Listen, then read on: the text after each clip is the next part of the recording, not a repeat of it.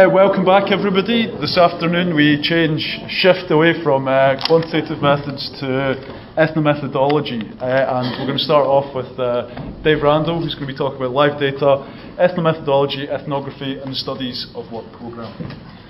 That's what you think. I'm start with two anecdotes.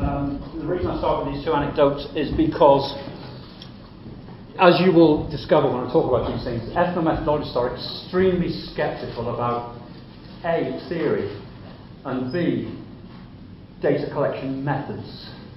They're very sceptical about what I call methodological fetishism.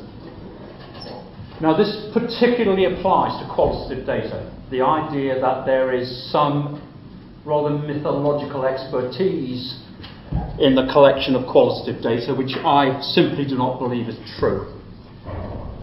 I think there is one rule about data collection, and that rule is don't be stupid. So let me give you two examples of utter stupidity. The first one is a large-scale, longitudinal, survey-based research project which is ongoing. I'm involved in it not as an academic but as a punter. In other words, I signed up for it. It is called The Health and Lifestyles of the Aging. You can see why I signed up. Not very long ago, I had a visit from a nurse who checks out whether I'm still alive or not, and so on and so forth, and then gave me a couple of surveys to fill in.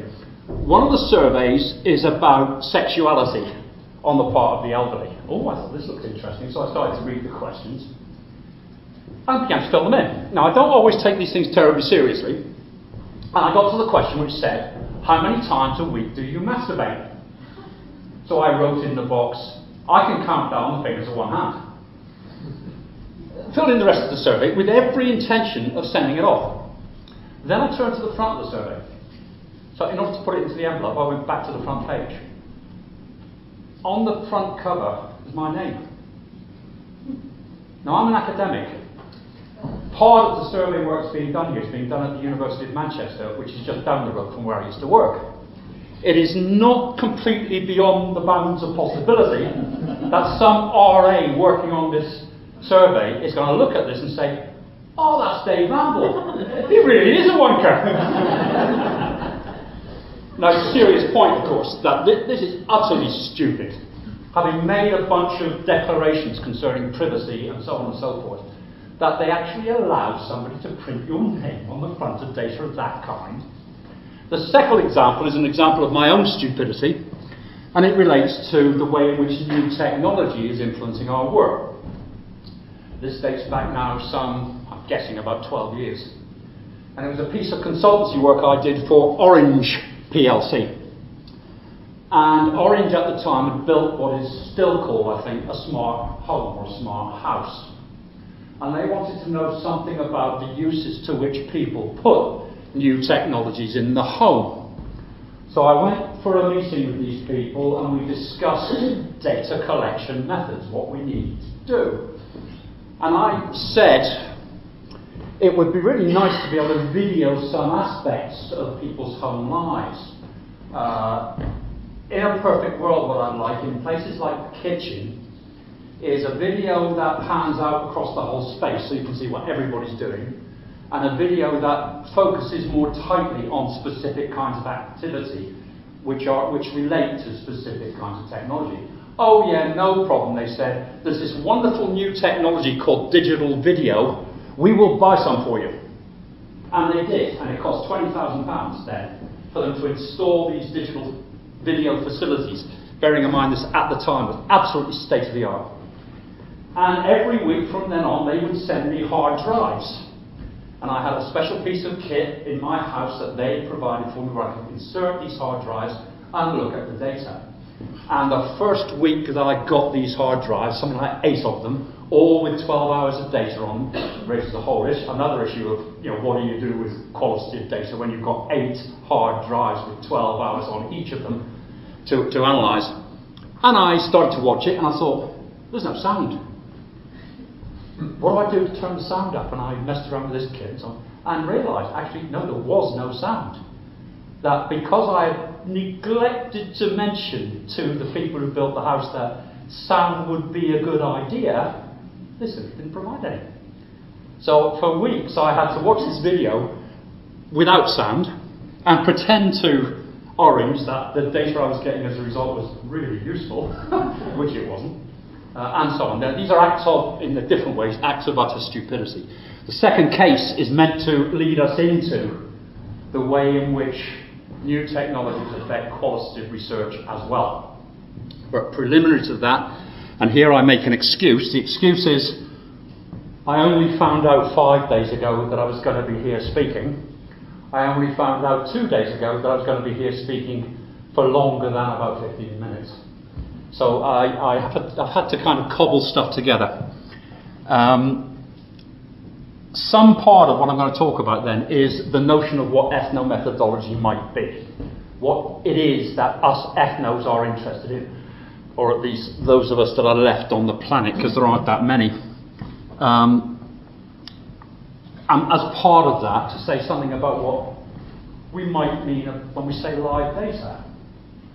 Because of course for quantitative sociologists or economists or geographers, live data has some fairly specific meanings in terms of the way in which it can be temporal and so on and so forth.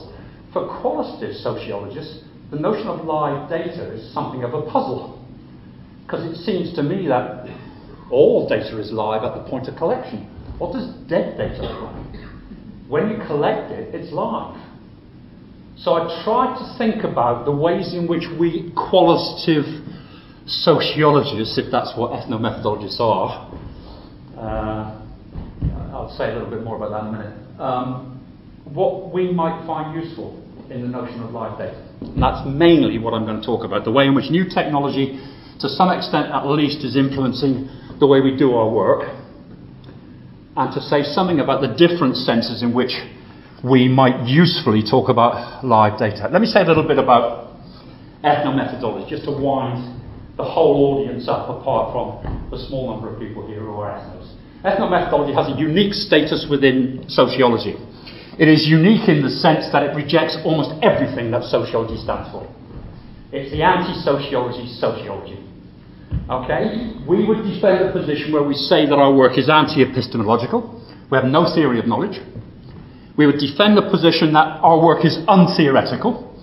Of course, an awful lot depends there on what you're talking about when you talk about theory. But I think it's a defensible position to say that we are at least untheoretical. Our work is commonsensical. Now, that means rather more than you might assume. What it means is that our work is predicated on the view that in order for us to understand the world of the people that we are studying, we need to draw on exactly the same resources that they draw on.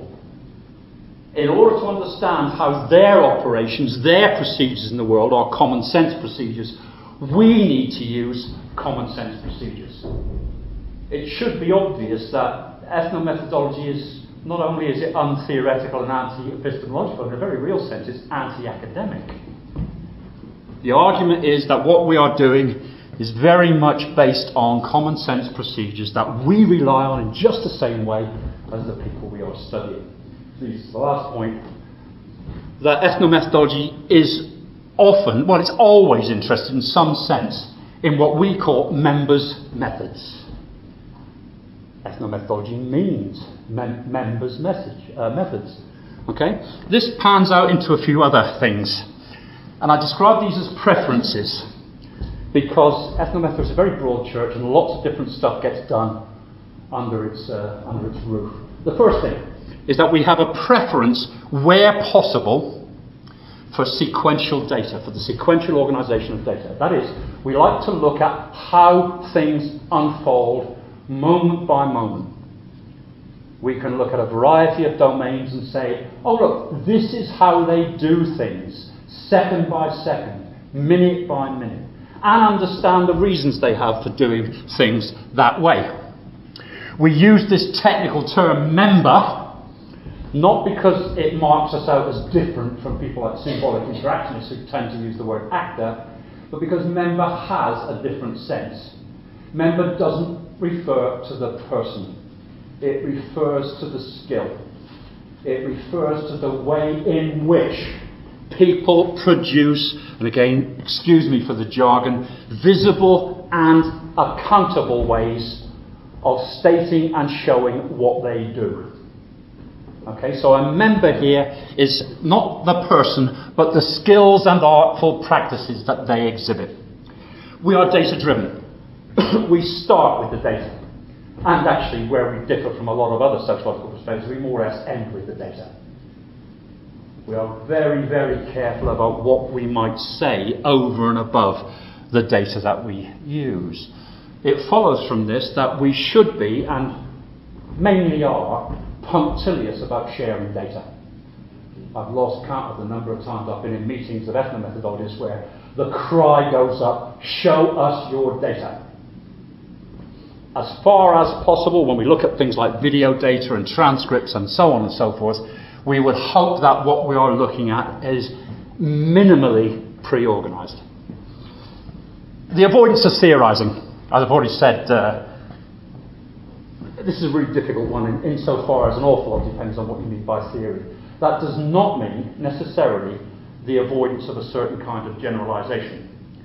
But I at least take the view, I'm not sure that all ethnos would take this view, but I take the view that if we see generalisation in terms of typifications, take an Alfred Schutz type view of the social world, then that is useful, and I'm quite happy to do it. And lastly, a commitment to the principle from Harold Garfinkel that people are not judgmental dopes. Often read as people are not stupid. Completely wrong reading of what Garfinkel meant. People can be extremely stupid, and we all know that, academics not least. The principle that people are not judgmental dopes refers to the basic idea that given what we know, we will behave in elegant, artful ways. We don't unnecessarily complicate whatever it is we're doing. We find ways of making our work, and work here doesn't necessarily mean paid work, the things we do in our social lives, we do in elegant, relevant, useful, artful ways. Okay? So that's a characterisation of ethnomethodology, roughly speaking. You will discover that, to use a phrase that air traffic controllers once used to me, that if you ask 10 ethnos what ethnomethodology is, you'll get 11 different answers. And I think that is largely true. Okay? Part of our commitment is that we have no specific topic in mind. Ethnos range over any number of different areas and no specific method in mind. We take the view that data collection is a practical matter. We take the view, a satisficing view, which goes, we will get our data wherever we can. And the point is that our analysis will be predicated on the nature of the data that we have collected. If we know that the data is of limited quality, we will say very limited things about it. We will acknowledge that it's of limited quality. These are just a few examples. I drew on some that I know Mark has been involved in, who's at the back, and we'll talk later, some that Eric has been involved in, some that I have been involved in. Of course, I'm going to talk about the ones that I've been involved in, because I don't know anything about the others. It's arguably the case I don't know anything about the ones that I've been involved in. The first case I'm going to give you will show you just how tough doing this kind of work can be. Apropos of ethnography, you will all know that ethnography, again, as an often misused concept and a very vague concept. I was at a meeting recently where I was criticised for not doing ethnography. Why did I not do ethnography? Because I spoke to the people that I was studying. Oh, right, okay. Ethnomethodology and ethnography have a serendipitous relationship. They are not logically connected. It happens that if you're interested in members' reasoning procedures, doing something that looks like ethnography makes sense. But there is no necessary relationship. In our anti-method way, we tend to think of these things in common sense terms. All qualitative methods are based on basically the same two principles. You watch people, you talk to people. That's it, full stop. All of those of you that have got method chapters to write PhD theses and so on, try that. Chapter 3, method. There are two ways of doing qualitative research: talking to people, watching people. And of course the really difficult one is trying to figure out what they're up to. In some cases that actually is quite straightforward. In others it is not. So first case that I'm going to look at, I hope, is one that is really not straightforward. And the implication here is the way in which you use video in order to derive information and do analytic work that otherwise I think would be impossible to do. The context here is a study of bioinformaticians, people who use computer technology to do biological work. More specifically, I heard the word ontology mentioned this morning. The work they are doing is creating biological ontologies. Many of these people are world famous. They are really serious people. Surprise, surprise, this is an astonishingly technical domain. You need to be an expert on the use of the computer system that they are using, which is called OWL Protégé. You really need to know its functionalities. You need to know how it works. You need to understand first order logic up to a pretty sophisticated level. And you need to know biology. And it turns out, as most of us intuitively would recognize, that knowing biology doesn't mean knowing all of it. And one of the things I've discovered when I was looking at these guys at work is how often people would say things like, oh, I don't know anything about sea urchins, and you're listening to a world authority on cell types who will give you chapter and verse about Drosophila, the fruit fly. They know every single thing it is possible to know about fruit flies, and will bore you to tears about the cell structure of fruit flies, but will say quite happily, sorry, I don't know anything about sea urchins. Turns out sea urchins are a model organism in biology. They are actually rather important because they're canonical. They tell you a lot about embryonic development, I think. If any of you are biologists, you can correct me. So hey, this is part of a wider e-science and e-social science initiative, and I did this work with and for Rob Proctor, who unfortunately isn't here today. Ontologies, of course, can be thought of as part of Web 2.0, or semantic web. They are based on this kind of principle. Forget that for the moment. I've not put in a slide about what an ontology is. Roughly speaking, an ontology does not mean what sociologists think it means, not here. An ontology is a precisely structured set of concepts with specific relationships established between each concept. Those relationships are established by first order logic, so you'll see parent-child relationships, sister-brother relationships, and so on and so forth. Done so precisely that in a perfect world, if it works, you can run all data through the ontology, which means that even if you are using different terms, as long as you can link the terms to the structure, you can run all biological data through the ontology. Hey, the holy grail of science, the reuse of data. Okay, if it works. B, and this is controversial, but B, if you do it well enough, and again, one of the principles of ontology is that you can run what is called a reasoner on it, which means that it will check that all the relationships that you've established are logical and consistent, and so on and so forth. But it is suggested by some people that if you run reasoners through ontologies that are properly constructed, you may make discoveries. There could be relationships within the ontology that have never previously been recognized. Okay? So, in principle, a powerful engine for doing biological work. I have no stand, no principled position on whether ontologies work or not. What I was interested in, was asked to look at, was what the problems would be when you build technologies for distributed, collaborative ontology building. In other words, let's imagine a scenario where the experts in a particular area are distributed all the way around the world. They want to build an ontology. What are the obstacles? What sort of things will they have to bear in mind? So I actually spent 2 years on this, one way or another, and I'm going to show you how, what sort of things we identify, but more particularly what sort of data collection methods we use. And I'm going to argue that we could not have done this work not because the data itself would have been invisible, because the analytic work would not have been possible without recording technology. We had to have a record, because of the technical nature of the domain. A clear record of what was said and done was extremely important. Put it simply as I can, the reason is I sat there listening to these guys talk, and for 12 months of my life I didn't understand a single word. It's a highly technical domain. Slowly I began to understand some part of the work, slowly. And the way in which I understood this was by looking over and over and over again at the record. And the record here consists of transcripts. Recording technology allows for precise transcripts, and video. So there is a clear way in which the technology is affecting our perception of what live data looks like. You won't understand any of this stuff, and I don't pretend that I'm trying to make you understand it.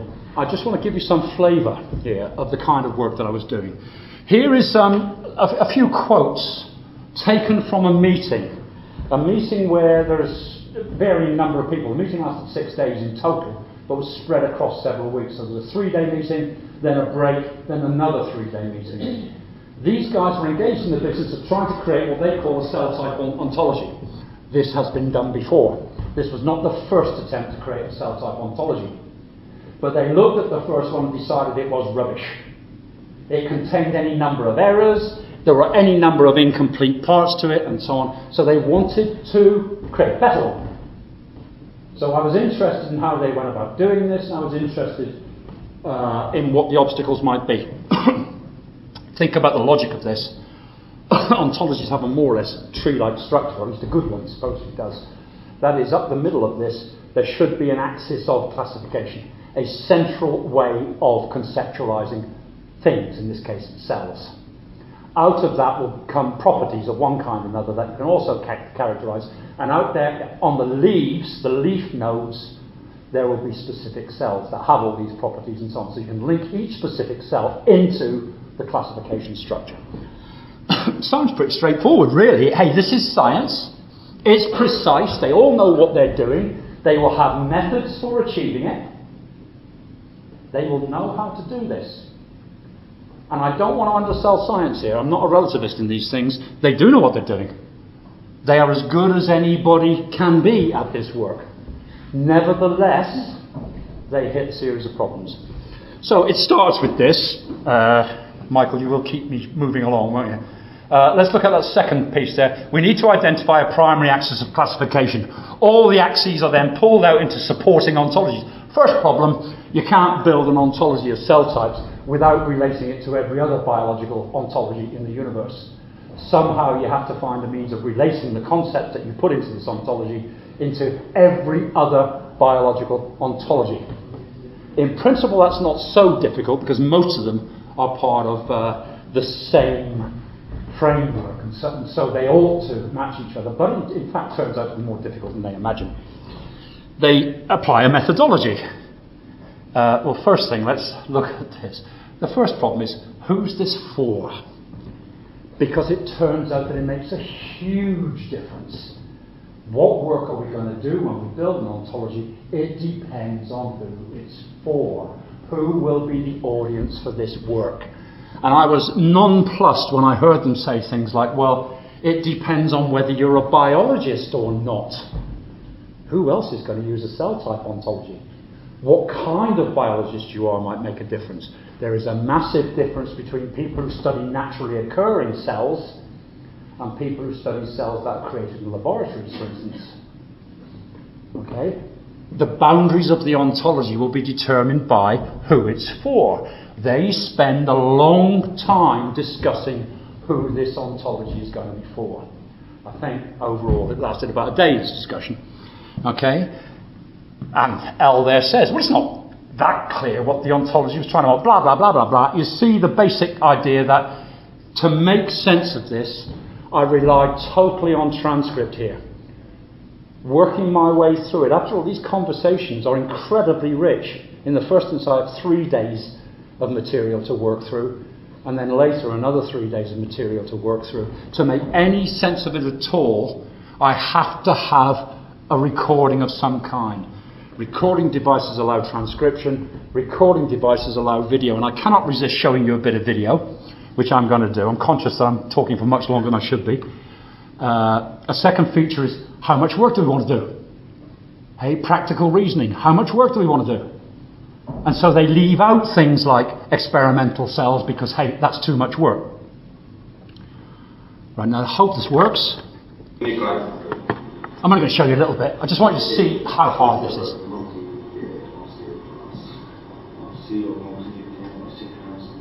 How do we turn this up?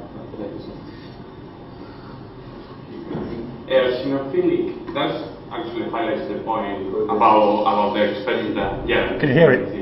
Can you understand it? Yeah, we've already got the epistemology. We've got CD8 positive. Yeah, interesting. Yeah. Can you see that this is serious? There we go. These people are doing very, very technical, very hard to understand work. If you didn't have the recording technologies, someone like myself who has no biological expertise, no particular expertise in agriculture, I did learn something about that, learned something about biology as well, and so on. I couldn't do it. The work could not be done. Okay? I won't show any more because, as I say, you won't understand it. Here's a really critical part of this. When I spent some time looking at, well, what kind of artifacts do they use as they sit there discussing what should go into the ontology that they're creating. And you can see in this very short piece of data, two things going on. One is they're using a lot of different resources, and the second thing is that the skills to use these resources are not equally distributed. So they often have to ask each other questions about how do you do this. So you see in this, they've got the ontology itself up on the screen. But the person who's using it doesn't actually know certain things, like how you turn it upside down. How do you go from 1 to 100 rather than 100 to 1, and so on. How do you invert a list? How do you do a search in another piece of software called OvoEdit, which is also there. And one of them says use term filter. Have you got obsolete terms in there as well? Obsolete terms are terms that nobody uses anymore, as you might imagine. Best to invert them. Of course, now we're going to have terms where we have no idea what they mean. Expert biologists. We're going to have terms, and someone says, Wikipedia, man. Someone's got Wikipedia open. You know how sociologists are astonishingly precious about Wikipedia. They slap their students around and say, don't use Wikipedia. These guys are using Wikipedia. They are world experts. They are using Wikipedia because it's a very useful resource for getting information about cells like the tropecodermal cell. Got something to do with skin, and that's all I can tell you. And none of them knows the definition. Of course, it turns out it's not in Wikipedia. But they are using Wikipedia to get quick, useful definitions for the things they're trying to do. We can record these in a spreadsheet. Oh, they've got a spreadsheet too. Okay, and the wiki. Because they're maintaining a wiki of their own decision-making process. They want to record their own logics and so on. You can see here that there are a lot of different resources being used here, all in very short order. Now think of this in terms of designing a technology that allows people in the States to work with people in Prague, to work with people in Manchester, and so on and so forth. How are these people going to collaborate? And the answer is with great difficulty when we see the way in which different resources are brought together. I should have mentioned that actually they also had textbooks open in front of them, and so on. And not only do they use so many different resources in order to get the information they need, but they also have, as I say, differently distributed skills in terms of how you use these resources. I carried on doing this work for a while and looked at another case where they were using a piece of software that actually was designed for collaborative ontology building. It had no mechanism in it for preventing two people from working on the same part of the ontology at the same time, which meant total chaos and an unusable piece of software. How somebody can do that escapes me, but that's the way it was designed. The point here is that you can draw certain conclusions from this, that face-to-face work is important in certain ways, but not in the way that you might imagine. Actually defining the properties of the cells and so on and so forth. Once they worked out what the principles they would use would be, which only took them 3 days. Once they worked that out, and I might also say that the methodology they were using, they abandoned because they decided it didn't work and started again. Once they decided that this is how they're going to do it, actually defining the leaf nodes, each individual cell, was relatively unproblematic. The face-to-face work, the meeting as a group, was not based on how do we define the properties of cells, but based on how do we decide what we're doing this for. It was scope and ambition and how much work do we want to do that defined the face-to-face meetings. The actual business of defining the cells, they did individually and in pairs, and they did it over a period of about 4 months. I've already said that it involves synchronous or rapid use of a number of artifacts, and that it involves constant testing. They were constantly working out, it was said this morning, that a large part of modelling work is constantly iterating the work that you do. Well, it's the same for these guys. A large part of what they do is trying to delay definitive conclusions. They ignore well-known principles in computer science that have to do with completeness and consistency. They just ignore that. They don't care whether it's complete or consistent. What they care about is getting a more or less workable toy. That's how they described it. It's a toy. And the issue of getting it to be complete and consistent and so on is going to be the very last thing they do. In any case, the case I'm trying to make to you here is that none of this work would be possible for an idiot sociologist like myself. All sociologists know deep down that the reason they do what they do is because they can't do the hard stuff, the stuff that scientists do. Yeah, we do the easy stuff. We wrap it up in lots of technical terms to make it sound like it's more difficult than it really is, but hey, we're doing easy stuff. I could not do this work without recording technology. And that's the lesson here, that live data for me means data that new technology has allowed me to see and to understand. Now, second case. So I've already done that. Live data might mean something completely different. And I'm going to argue that, again, new technology allows us to think of live data in a different way. We can think of it as user-generated data. Sociologists, for those of you who are sociologists, I apologise for this unremittingly hostile approach. Sociologists tend to trade on a certain professional privilege. We know what we're talking about. We are the methodological experts and so on. In certain areas, in the areas that I work in, that Mark works in, to some extent Eric works in, we are using techniques that allow people to generate their own data. They are called pretentiously things like cultural probes. But what it basically means is giving people stuff and asking them to use it and then report back to us. So again, I'm going to give you a short case which involves some work that I did with the BBC, with Microsoft, on technology called SenseCam, which is a wearable camera where you don't press the button to take photographs. It takes them automatically. There are a bunch of privacy issues around that I'm not going to discuss.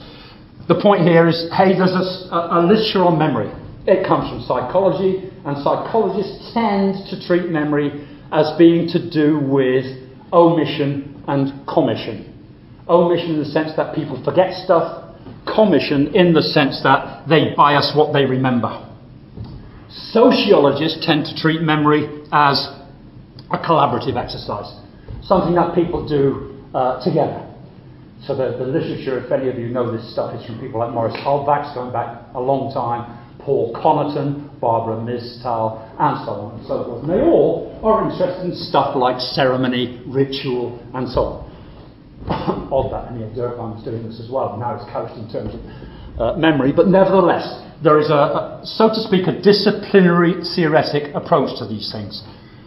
Psychologists treat memory as one kind of problem. Sociologists treat it as another kind of problem. I'm not in the slightest bit interested in the sociology or the psychology of memory. What we did was we gave these cameras out to a bunch of people several times. I'm just going to talk about the first time we did it to see what the results were. Bear in mind, SenseCam was designed as a life logging device. Behind it are psychologistic assumptions. People can't remember what they did during the day, and they are in need of a remedy. They need to work out what they did during the day. Okay? So we gave these cameras out to people to see what they did, and gave them no particular instructions except, pick out some photographs that are interesting or important or whatever to you. And this is the kind of results we got. I'm taking a very small number of quotes from people. It's a bit doctor-like. You could use it to show how people how to do things, like helping kids repair bikes. It would be really interesting to get several people wearing them to the same event, and they want, because this research is based in Cardiff, they want to talk about rugby matches. I put it on a kite. We were in the park. I want to know what it looks like when you fly. I'd love to know what that's like, so I put it on a kite with some gaffer tape. Didn't work though. Yeah, I wanted to put it on my dog. The world from his level. I hung it from a tree in the allotment.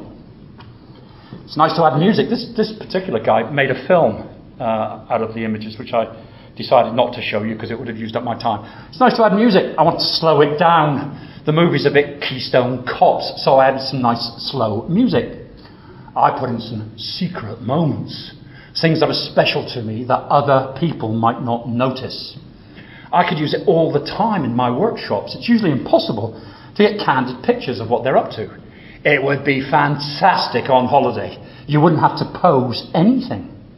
I put it on for my marriage rehearsal. I liked its informality. I don't know about you guys, but I see no reference to memory in that. What I see is people talking in a heterogeneous bunch of ways about the things they might do with it. The critical issue here is what is significant to them. Not about whether they can or cannot remember. In fact, I've got to say, over all of the data that we collected, we found almost no occasions where people use this device to reflect on their working lives. Oddly, we found lots of examples where people use the device to reflect on other people's working lives. Like, what's my husband been up to all day long, and so on and so forth. To reflect on what the kids are up to. It's just one example to show you the importance of significance here. This is Phoebe. We have permission to show this photograph. Phoebe then she's probably about 18 years old now. Phoebe was a little girl who was, in her mother's eyes, small and walking properly. And when we were talking to her, we got this. Because I'd had the worst day ever. I just found it, i.e. the photograph. She'd been driving me absolutely mad. And we were in the playground and there was no one there. And she won't eat properly. She's so small. So I say, and what you've written, because she wrote a poem about this. What you've written, and which I'm not going to show you because it makes me cry, is that documenting Phoebe's image? Yeah. It was like the conversation we had. It was like, but Mum, when am I going to get bigger? Now the point about this, two things, remember, the idea is to think in terms of what new technology might afford for data collection. This kind of user-generated material, by definition, cannot be arrived at any other way. This is people providing material, and we are doing our best to make sense of it. Well, we've written papers about this stuff, surprise, surprise, because we're academics. But what strikes me about it is the significance of these moments in people's lives. And, hey, social life is about that. It's about routines in the way that many of us ethnos have described ad infinitum, but it's also about emotional significance.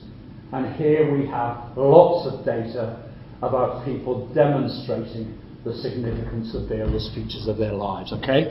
So that's the second way in which we can talk about live data, I think. We can talk about it in terms of the way new technologies are affording user-generated material of one kind or another. And then there's a third way, and this one's very different, and this is work I'm involved in right now.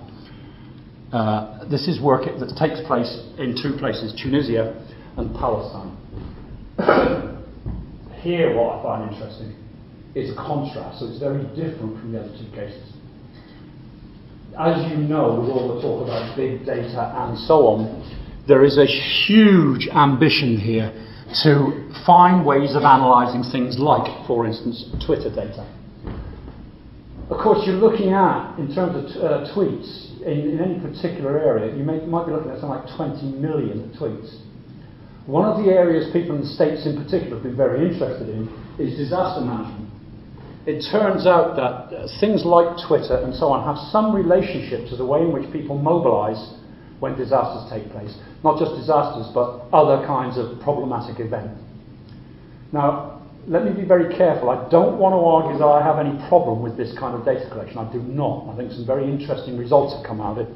If you're interested in this work, two people in the States, Leisha Palin and Kate Starbird, have done some absolutely fascinating work about the way in which Twitter is being used as a mobilizing technology for people to get involved in various kinds of events. But we were conscious that we see a gap here, that by emphasizing the way in which people use Twitter in these contexts, you may lose sight of the real way in which context plays an important part. And so we, as in my colleagues, because you wouldn't catch me doing this kind of thing, my colleagues are engaged in quite a serious study of what is going on in Palestine. We've just written a paper called Fighting the War for the CSCW conference. It's been accepted to my surprise. About the way in which various kinds of social media are being used to mobilize in Palestine. And the initial piece of research we did was in Tunisia. And so we were looking at the role of the social media in terms of how things unfolded in Tunisia. I don't know if you know the background to this, but a particular event seems to have kicked off the revolt in Tunisia. The event was the self-immolation of one person, set himself on fire. What is interesting about it is how quickly it became public knowledge all the way across Tunisia and elsewhere that this had happened. There had been previous attempts at revolt or revolution in Tunisia. The Arab Spring is not new. There have been any number of attempts over the years for people to mobilize against various political interests. They have largely failed, as might these, but there is something interesting about the way, the speed with which people mobilize and the dynamics of mobilization. I just want to say a little bit about the data we collected, as I say, we as in they collected, to try to show you that qualitative data of this kind has another kind of relationship with new technology, which is that it can act in a cautionary way as live data. Live in the sense that, hey, it's on the ground, it's real, and it can act in a cautionary way. We should not assume that Twitter accounts, Facebook accounts and so on tell us everything we need to know about what's going on. Let me give you just some data that we collected. So the first thing is, it turns out Tunisians are very well educated. There is a very large, very well-educated middle-class population in Tunisia. They have wide networks because of this. Many of them went to university and they have contacts all over the place, of course, that are people that they went to university with. Okay? We're both graduates, yes? There's no work here. We rely on our families. We couldn't feed our 3 children otherwise. Husband, we are controlled. Bear in mind, in terms of the way in which the new media work, there will be policy that radically affects your ability to use it. We are controlled because we don't live in the zone touristique. We have limited contact with foreigners. The police register our contacts. We don't get to find out what's going on in the rest of the country, like the one in Gaza. Gaza was a previous attempt at a revolt. Normally. But Facebook changed that. Mother. They even meet their future husbands through Facebook. Young people in Sidi Bouzid, which is where the study was done, don't have much to do. It's the only pastime these youngsters have. The boys, you'll see them in cafes looking at their Facebook pages on their mobile phones. Very little other methods for accessing the internet. Mobile phones is the default method. The girls, well, they wouldn't be allowed out. They use Facebook at home. So, an activist says, Ben Ali, who then was the president of Tunisia, sent 3,000 to 4,000 policemen to the city when it began. The policemen used barbed wire, tear gas and rubber bullets. There were also snipers of the presidential guard in town. They used rubber bullets rather than real ones, and shows us a scar, but they used real bullets in Kasserine. People were also killed when they climbed the electricity poles. They were trying to get away from the crowd. There isn't much internet here. There are 5 internet cafes and a few schools, but most people access it through phones. A lot of things are blocked, but they forgot to block WikiLeaks, which is how everybody found out about corruption. The presidential family was corrupt, especially, that's the president's second wife. They took bribes. Ben Ali even gave information to Israel. He had a business relationship with them. A lot of it we found out through Al Jazeera. It's not all the new media. And France 24. State television was always controlled, but not the satellite channels. This is due to the incompetence of the government. They put in place ways of controlling state television, but neglected to do the same thing with satellite television, like blocking access and so on. And so Al Jazeera in particular, but also France 24, monitored the uprising. They covered the protests. And then people began posting pictures, photos on Facebook. And a bit later, actually about 2 days later, someone uploaded Mohammed Bouazizi setting himself on fire. It went viral in 2 days. I uploaded photos of the demonstrations. All my university friends were able to see them, and they live all over Tunisia. But it was more important that you found out where to gather and where the barricades would be. And then the activist says, in the course of this conversation, it's a group conversation, by the way. During the first 3 days of the uprising, a total of 200 persons were arrested, having uploaded video materials, pictures and news of the local uprising to their Facebook accounts. Users began to use nicknames instead of real ones. It's a dynamic process. They learn how to avoid being found out. They begin to do things like use nicknames instead of real names in order to protect themselves from prosecution. More experienced users connected to the internet via proxies and used other ways to hide their identities. We quickly learned to leave zero trace. If the authorities shut one account down, we opened up another one under a different name. Blah, blah, blah, blah, blah. I know, it's time to finish. Sorry. Well, hey, think about this as information work. There's information sharing going on here. It's another problem I have with the notion of information work. What the hell is not information work? What do we leave out? The important feature is it's structured by real-world political events. This is not just something that abstractly happens in the Twitter sphere. Structured by real-world events. And some part of what we do when we do this on-the-ground, real-time research is to recognize that studies of the virtual don't tell us everything. Conclusion. Live data can mean a number of things. Our approach to data collection is serendipitous, opportunistic. We collect data any way we can, but we will always share it. There is a general policy of getting your data however you can, and method is not the most important word in our vocabulary, and that's it.